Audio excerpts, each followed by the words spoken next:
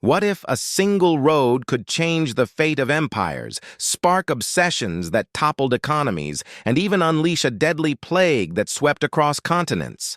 The Silk Road wasn't just a path through deserts and mountains. It was a living artery, pulsing with secrets, ambitions, and the dreams of rulers who would stop at nothing to shape history. Long before the world was connected by planes or the internet, a bold gamble by the Han Dynasty set everything in motion. In the 2nd century BC, China was hemmed in by constant threats from the fierce Xiongnu tribes along its northern and western borders. The Han Emperor, known as Emperor Wu, was determined to break this cycle of conflict.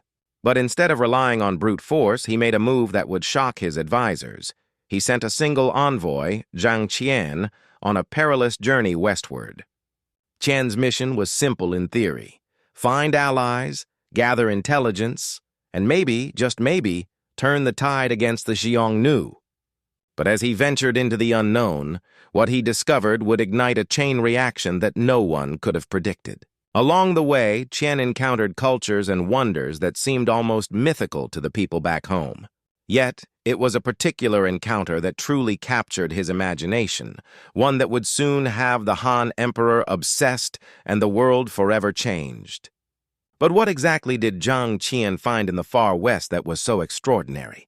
The answer would set the stage for a new era of power, ambition, and global connection. Zhang Qian's journey into the heart of Central Asia was nothing short of legendary. Sent by Emperor Wu with little more than hope and a handful of men, Qian braved deserts, mountains, and the constant threat of capture by hostile tribes. For years, he wandered through lands that no Chinese emissary had ever seen, encountering people whose languages, customs, and beliefs were as foreign as the landscapes themselves. But among all the marvels he witnessed, one stood out above the rest: the Da-yuan and their extraordinary horses. These weren't ordinary animals. Towering, muscular, and swift, the Da-yuan horses seemed almost otherworldly compared to the breeds back in China. Their stamina was unmatched, their speed legendary, and their presence on the battlefield was enough to turn the tide of any conflict. Qian was mesmerized. He realized that these heavenly horses, as they would later be called, could be the key to breaking the Xiongnu's stranglehold on China's borders. When he finally returned to the Han court, battered but alive, his tales of these magnificent beasts electrified Emperor Wu. The emperor became obsessed, convinced that acquiring these horses would give his armies an unstoppable edge. He immediately set out to secure them, sparking a series of diplomatic missions, negotiations, and even military campaigns to bring the prized animals to China. The quest for the Da-yuan horses wasn't just about military might. It was about prestige, ambition, and the desire to outshine every rival. In the end, the Han Dynasty's relentless pursuit paid off. With their new cavalry, the Han forces pushed back the Xiongnu and secured their borders, but the story didn't end there.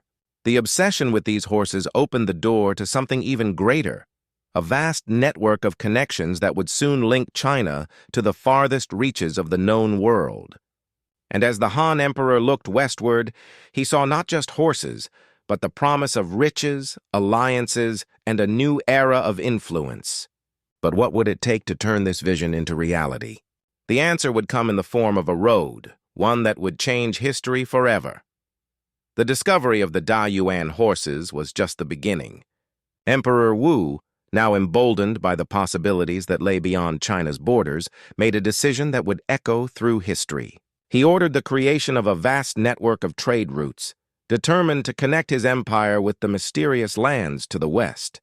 This was the birth of what we now call the Silk Road, a sprawling web of paths stretching nearly 4,000 miles from the heart of China all the way to the distant edges of Europe.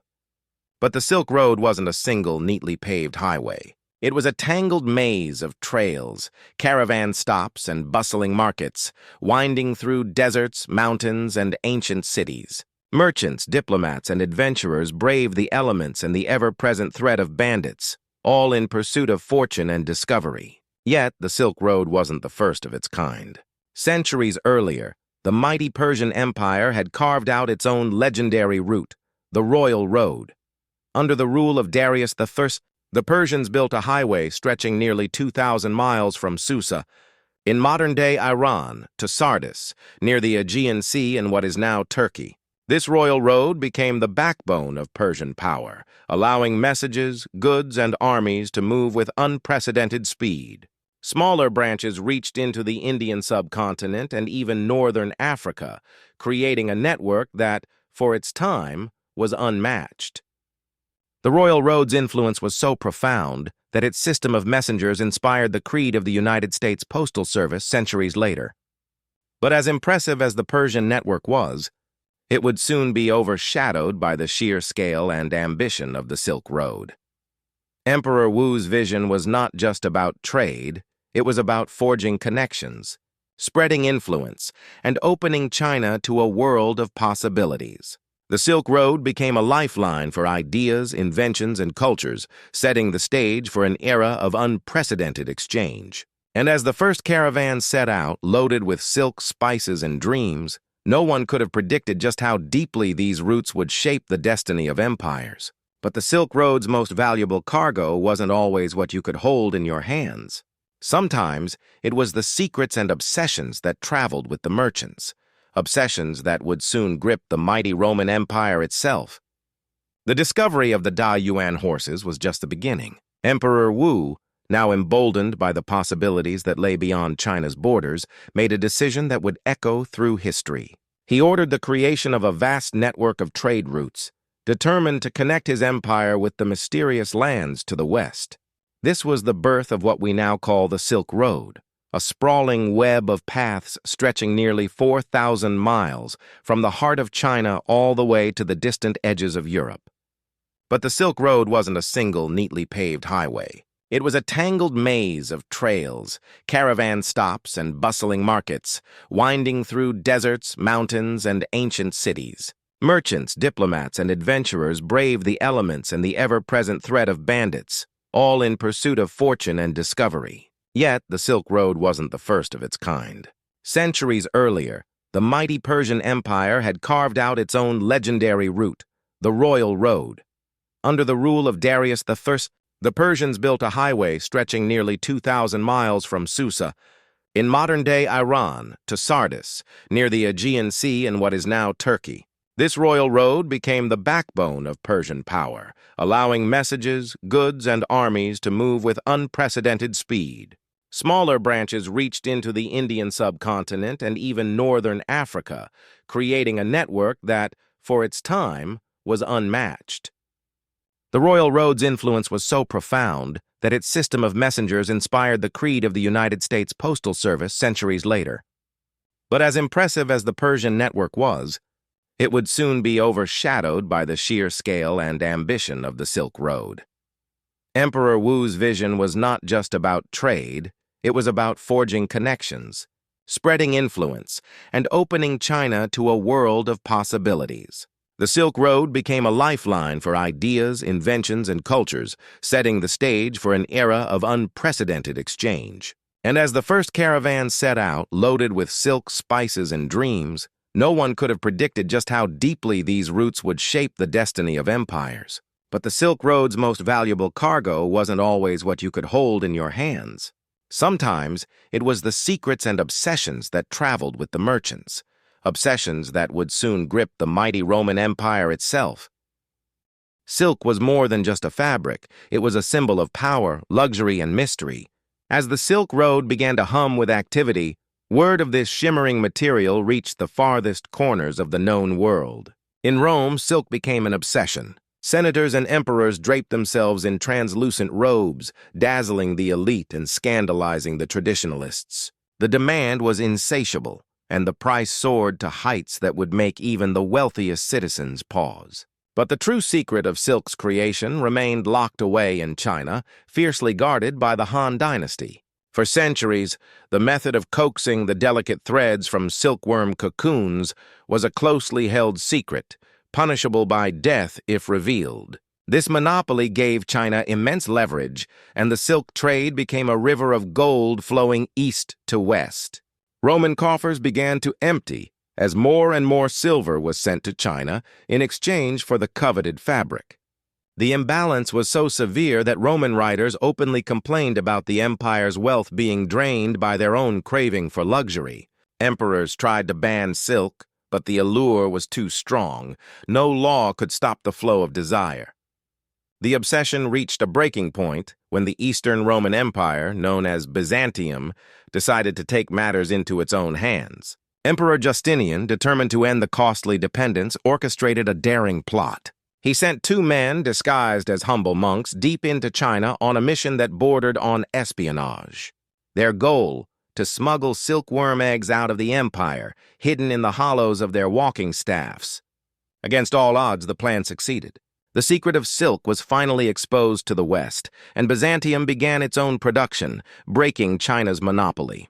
This act of industrial espionage didn't just shift the balance of trade, it marked the beginning of a new era where secrets and technology could be as valuable as gold. But silk was only the beginning. The Silk Road was about to become a superhighway for ideas, inventions, and even more dangerous obsessions. What else traveled these ancient routes, changing the world in ways no one could have imagined? The answer would surprise even the most powerful rulers of the age. Silk may have been the star attraction, but it was far from the only treasure to travel the winding paths of the Silk Road. With every caravan that set out from the east, a dazzling array of goods made their way westward, each one carrying the potential to transform entire civilizations. Spices, so rare and valuable that they were once worth their weight in gold, filled the air with exotic scents and flavors unknown in Europe. Porcelain, delicate yet durable, became a symbol of refinement in distant palaces. Tea leaves, paper, and even gunpowder slipped quietly into the hands of traders, each destined to spark revolutions in daily life, warfare, and culture. The impact of these goods was profound. Paper, for instance, would eventually become the foundation for record-keeping, literature, and the spread of knowledge across continents. Gunpowder, on the other hand, would forever alter the face of battle, giving rise to new empires and toppling old ones. But the exchange wasn't one-sided. Western merchants brought their own marvels to the East, glassware that shimmered in the sunlight, vibrant textiles, and foods like grapes, pomegranates, and honey that delighted the senses. Animal furs, rugs, and even live animals made the journey, introducing new luxuries and practical goods to Chinese markets. Yet, the Silk Road was more than a marketplace for material goods. It was a crossroads of ideas, beliefs, and innovations. Alongside the spices and silks, religions like Buddhism, Christianity, and Islam found new followers as missionaries and pilgrims traveled the same routes as merchants. Philosophies, artistic styles, and scientific discoveries flowed in both directions, blending and reshaping the cultures they touched. Even the darker side of human nature found its place here. Smugglers, spies, and bandits thrived in the shadows, taking advantage of the wealth and opportunity the Silk Road provided. Inns and caravanserais sprang up along the route, offering weary travelers a place to rest, but also serving as hubs for gossip, intrigue, and the exchange of secrets. The Silk Road was a living, breathing network, constantly evolving as new goods, ideas, and people moved along its length. But as the network grew, so did the risks and the complexity of the journey. What challenges awaited those who dared to travel its full length? The answer would reveal a world of middlemen, danger, and legendary adventurers who would leave their mark on history. Despite the Silk Road's legendary status, the reality for most travelers was far less glamorous than the tales suggest. The vast majority of merchants and messengers never journeyed from one end of the route to the other. Instead, the Silk Road operated as a relay system, with goods and ideas passing from hand to hand, merchant to merchant, across thousands of miles. Each trader would travel a segment, sell or barter their wares, and then return home, leaving the next leg of the journey to someone else. This system of middlemen created a complex web of commerce, where fortunes could be made or lost in a single transaction. Along the way, entire industries sprang up to support the constant flow of caravans. Inns and caravanserais dotted the landscape, offering shelter, food, and a rare sense of security for those braving the treacherous journey. These outposts became melting pots of languages, cultures, and rumors, places where a merchant from Persia might share a meal with a traveler from India or a storyteller from China. But the Silk Road was not without its dangers. Bandits and thieves lurked in the shadows, preying on the wealth that moved along the trade routes. Some regions became notorious for their lawlessness, forcing caravans to band together for protection or pay hefty fees to local warlords for safe passage. The risks were high, but so were the rewards. Amidst this backdrop of danger and opportunity, a few extraordinary individuals dared to traverse the entire length of the Silk Road. The most famous of these was Marco Polo, a young Venetian who, at just 17, set out with his father and uncle on a journey that would take him all the way to the court of Kublai Khan in China. For years, Marco Polo lived among the wonders of the East, gathering stories, knowledge, and experiences that would later captivate Europe. When he finally returned home, his tales of distant lands and unimaginable riches ignited a wave of curiosity and ambition across the continent. The Silk Road, once a mysterious and perilous path, became a symbol of adventure and possibility. But as more people set their sights on the riches of the East, new challenges and threats began to emerge. Ones that would ultimately reshape the fate of the Silk Road and the world beyond. But not everything that traveled the Silk Road was a treasure. Hidden among the silks and spices, something far more sinister made its way across continents: disease. Historians have long debated the origins of the Black Death, but many point to the Silk Road as the likely culprit behind its devastating spread. As merchants, pilgrims, and adventurers moved from city to city, so too did the invisible agents of plague. The bustling caravanserais and crowded markets that once symbolized prosperity became breeding grounds for illness, and the same routes that brought wealth and knowledge now carried death and fear. By the 14th century, the Black Death had swept across Eurasia, leaving a trail of devastation in its wake. Entire towns vanished, economies collapsed, and the social fabric of empires was torn apart. The Silk Road, once a symbol of connection and opportunity, became associated with loss and uncertainty. Yet, the challenges didn't end with disease. In the 15th century, a new power rose in the West: the Ottoman Empire. When the Ottomans conquered Byzantium, they seized control of the vital trade routes that linked East and West. Suddenly, the Silk Road was no longer a highway of exchange, but a tightly guarded border. The Ottomans imposed heavy taxes and restrictions, effectively choking off the flow of goods to Europe. For merchants and rulers alike, this was a crisis. The riches of the East were now out of reach, and the old ways of doing business were shattered. But necessity breeds innovation. Desperate to bypass the Ottoman blockade, European nations began to look for new routes to the treasures of Asia. This search sparked the Age of Discovery, sending explorers like Columbus and Vasco da Gama across uncharted oceans. The closure of the Silk Road didn't just end an era. It launched a new one, filled with risk, ambition, and the promise of unknown worlds. In a twist of fate, the very obstacles that shut down the ancient trade routes became the driving force behind the global exploration that would shape the modern world. And as the Silk Road faded into history, its legacy lived on in the relentless human drive to connect, discover, and dream beyond the horizon. The Silk Road may have faded into the pages of history, but its legacy is woven into the very fabric of our modern world.